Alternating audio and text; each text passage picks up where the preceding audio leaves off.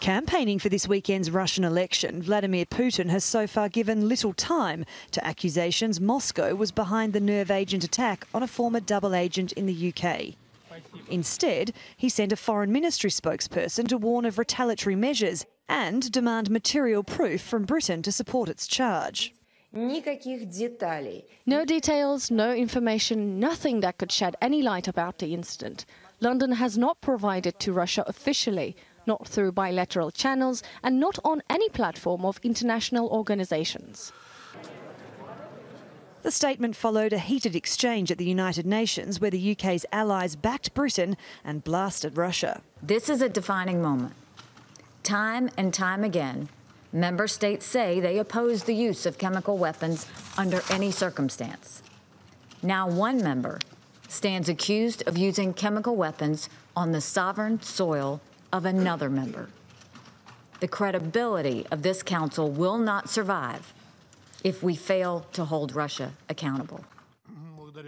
But the Russian envoy hit back, claiming the accusations were false and part of a campaign to harm Russia's reputation. We were given an ultimatum and requested in 24 hours to admit that we committed a crime. In other words, confess. We do not speak the language of ultimatums. We do not use that language with anyone, and we will not allow ourselves to be spoken to in that language either. The diplomatic showdown came just hours after the UK launched a series of measures against Moscow. 23 diplomats have been expelled from Britain and must leave within 1 week. Russian state assets posing a threat in the UK will also be frozen.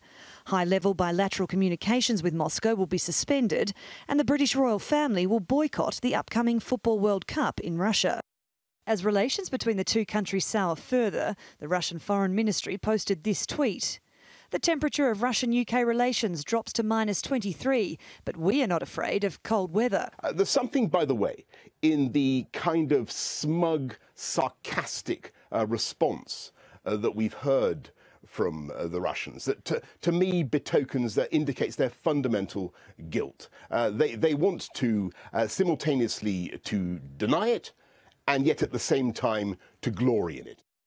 11 days after being poisoned, former double agent Sergei Skripal and his daughter Yulia are still in a critical condition, and police are still trying to work out exactly how and when they were exposed to the military-grade nerve agent that is now at the centre of an escalating diplomatic crisis.